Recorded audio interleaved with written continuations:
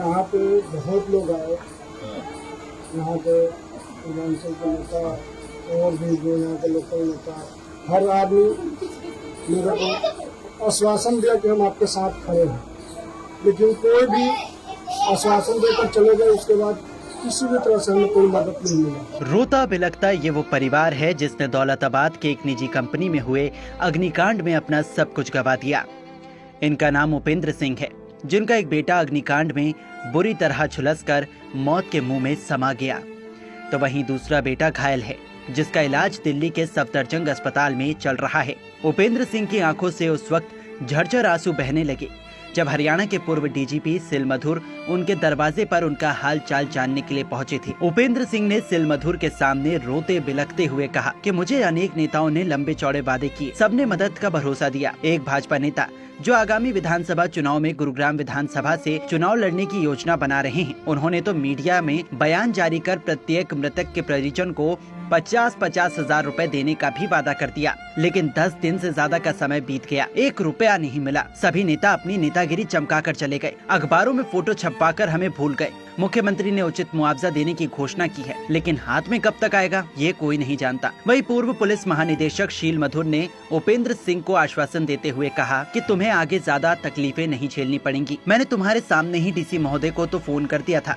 इसके अलावा मैंने मुख्यमंत्री कार्यालय में भी बात कर उनसे अनुरोध किया है कि तुम्हारे लिए मुख्यमंत्री ने जिस सहायता राशि की घोषणा की है वो तुम्हें जल्द से जल्द दिया जाए। उन्होंने उपेंद्र को समझाते हुए कहा कि तुम अपने मन में किसी प्रकार की कोई शंका मत रखो, सरकार एवं प्रशासन दोनों ही तुम्हारी मदद के लिए तैयार खड़े हैं।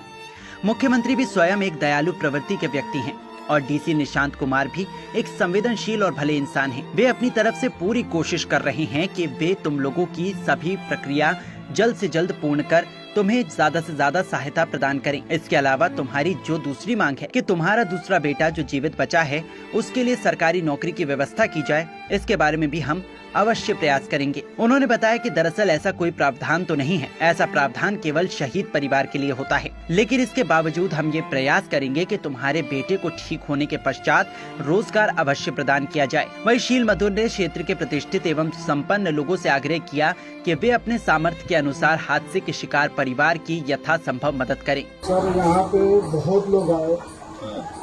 यहाँ पे हिमाचल के नेता और भी जो यहाँ के लोकल नेता मुकेश शर्मा जी भी आए। हर आदमी मेरे को आश्वासन दिया कि हम आपके साथ खड़े हैं, लेकिन कोई भी आश्वासन देकर चले गए। उसके बाद किसी भी तरह से हमें कोई मदद नहीं मिला और ना कोई दोबारा फोन किया। एक आप ही साहब, आपने सुना ना, मेरे को जानते हैं ना पहचानते हैं कि मेरे साथ ये घटना घटा है, और जिस दिन आपसे मिलने के लिए घर पे गया उस दिन बिना पूछे क्या है, कैसे है, कहाँ के हैं, आपने 51,000 का चेक जो काट कर दे दिया। उसके द्वारा मैं अपने जो दूसरा बेटा हॉस्पिटल में भर्ती है उसका मैं इलाज कर पा रहा हूँ। सर आपके सहयोग के लिए मैं बहुत धन्यवाद करता हूँ। नहीं, धन्यवाद की बात है, एक तो मानवता की बात है। लेकिन दूसरा बेटा अभी मेरा सौगृह में रखा हुआ, अभी उसका अंतिम संस्कार नहीं किया है। और मुख्यमंत्री नायब सिंह से ही 27 तारीख को आए थे, उन्होंने मिला, उन्होंने बोला कि बेटे इलाज के लिए हम सारे खर्चे करेंगे, लेकिन इलाज के लिए सर अभी तो हॉस्पिटल द्वारा ये हो रहा है, और जो भी हमारे पास जो आपने दिया था उस पैसे से हम अपने अभी खर्चे जो चला रहे हैं। ठीक है, उन्होंने बोला था कि दूसरे बेटे के लिए हम नौकरी का जब ठीक हो जाएगा तो हम करेंगे, लेकिन उसके लिए हमें कोई लिखित में नहीं मिला है। इसके लिए मैं आपसे गुजारिश करता हूं कि आप मुख्यमंत्री तक ये बातें पहुंचाइए, डीसी तक ये बातें पहुंचाइए। मुझे न्याय मिलना चाहिए, क्योंकि पैसा कोई बड़ी बात नहीं है।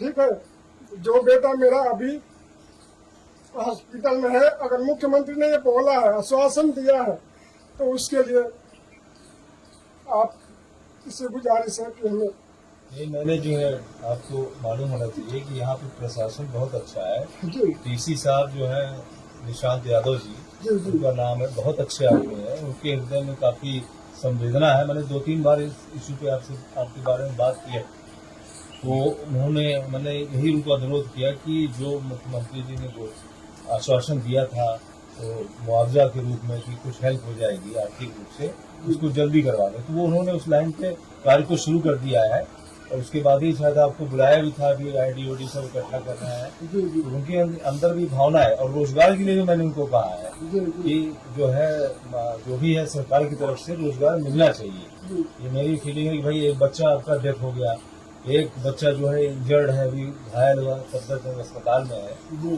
तो जब वो बचेगा ही बचेगा। आप हौसला रखो कि उसको कुछ नहीं होगा, जी जी बिल्कुल बच जाएगा। जी जी उसके बाद उसको नौकरी मिलेगी।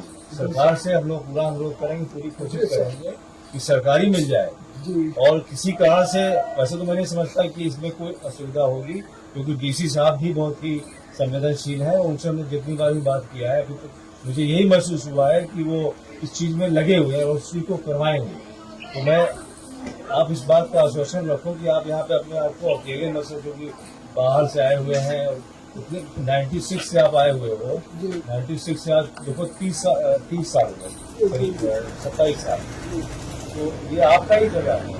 आप जो है यहाँ पे आप लोगों सभी मजदूरों ने यहाँ पे अपना योगदान दिया है, अपने इतना बड़ा गाँव बनाया है। आसपास के फरीदाबाद में भी जो है पूर्वांचल के लोग हैं, उत्तर प्रदेश के हैं, बाहर से जितने लोग भी आए हुए हैं, लोकल लोग भी यहाँ पे इंजर्ड हुए हैं जो इसमें घटना हुई है। तो मैंने सभी के लिए भी बोला है। जैसे कि 4 लोगों की तो मृत्यु हुई है, जिसमें कि एक अपना बेटा है और 3 और हैं, वो भी शायद पूर्वांचल के ही है।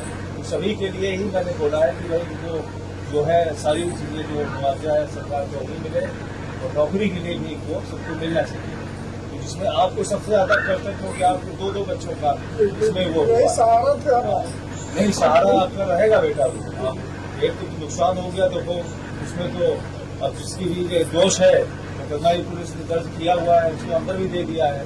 तो ये है कि प्रशासन तो कार्य कर रहा है, तो करेगा भी। और मैं आपको आश्वासन दे रहा आप खड़े हैं, भैया खड़े हैं, हाँ। आप लोग का बहुत बड़ा सहयोग है। ये तो आचार्य जी ने, नारायण आचार्य जी इतने बड़े हरियाणा मेल के संपादक हैं, जी उन्होंने ही मेरी नोटिस में आपकी बात बुलाया था और फिर आप हमसे मिलने आए थे। तो आपने कहा कि भाई आप मेरे घर पे आइए, जो है देखिए मेरे क्या हालात हैं। तो वास्तव में मेरा आना यहाँ बहुत जरूरी था। मुझे आके लग रहा है कि आपके माध्यम से आप एक प्रतीक बनेंगे कि आपके माध्यम से जो है जितने भी लोग यहाँ पे पूर्वांचल के लोग रह रहे हैं, मजदूर वर्ग के लोग, किसी भी क्षेत्र के आए हुए लोग रह रहे हैं, उनके जान माल के लिए, उनको सम्मानजनक जीवन के लिए, उनको हर तरीके से किस प्रकार से सरकार की स्कीमें हैं उसमें हम लोग लग करके इस चीज को करवाएंगे। इस समय आपके माध्यम से मतलब जो आपके ग्रुप को देखते हुए मैं एक अपील भी यहाँ के लोगों से, जो लोग अच्छे वेल टू डू लोग हैं, संगठन के लोग हैं जो हैं, बल्कि जो पूर्वांचल और भी जो संगठन है उनकी भी मैं मीटिंग बुलाने की कोशिश करूंगा, सबको आमंत्रित करूंगा कि उन लोगों ने जो भी उनका आगे आने वाले भविष्य में इस प्रकार से और भी लोगों का जो है, जो मजदूर लोग हैं, किसी के साथ ऐसी दुर्घटना न हो और हो जाए। ये लड़ाई मेरी अकेले की नहीं है, यहाँ पे जो भी बाहर से आए हैं उन सबके लिए मैं लड़ाई लड़ा हूँ। और मैं पूर्वांचल के भी संगठन के सभी लोगों से अपील करूंगा और जो यहाँ के विभिन्न संगठन के लोग हैं उनसे भी अपील करूंगा कि वो लोग भी, इन लोगों की जो लोग भी इसमें हताहत हुए हैं, सब लोग 4 लोगों की फैमिली हताहत हुई है, आपका ज़्यादा नुकसान हुआ है, तो आप लोगों को जो कुछ भी अपनी तरफ से योगदान दे सकते हैं वो दें। और सरकार की तरफ से भी आपको मिलेगा, पक्का है। मैं आपको बताता हूँ कि सरकार की तरफ से वो बात चल रही है, टाइम लगता है लेकिन जल्दी ही मिलेगा। परिजनों के आंसुओं से एक बात तो साफ है कि नेता अपनी राजनीति चमकाने में माहिर हैं और चुनाव नजदीक आते ही दानवीर कर्ण जैसे चरित्र का ढोंग करने वाले कुछ नेताओं ने हमेशा की तरह इस हादसे के पश्चात भी आंसू बहाना शुरू कर दिया और अपनी राजनीति चमकाने के लिए लुभावनी घोषणाएं करने के साथ ही साथ अपने झूठे वादों का खजाना खोल दिया। उपेंद्र सिंह बताते हैं कि किस किस नेता का नाम लूं, सब एक जैसे हैं। उपेंद्र सिंह ने रोती हुई आवाज में कहा कि मैं अपने एक बेटे को खो चुका हूँ, मेरा दूसरा बेटा दिल्ली सफदरजंग अस्पताल में भर्ती है, मेरे पास फूटी कौड़ी भी नहीं बची है। ऐसे में मेरे लिए रोजाना दिल्ली आना जाना और इस विपदा के समय अन्य सभी व्यवस्थाएं देखना बड़ा मुश्किल हो रहा था। मैं जीवन भर एक अखबार के संपादक का शुक्रगुजार रहूंगा जिसने स्वयं फोन कर मुझे शील मधुर जैसे एक ऐसे दयालु व्यक्ति के पास भेजा जिसने जाते ही मुझे सबसे पहले बिना कुछ कहे 51,000 रुपए का चेक दे दिया। वही नेता वादा करके चले गए लेकिन किसी ने पीछे मुड़कर दोबारा उनकी तरफ नहीं देखा।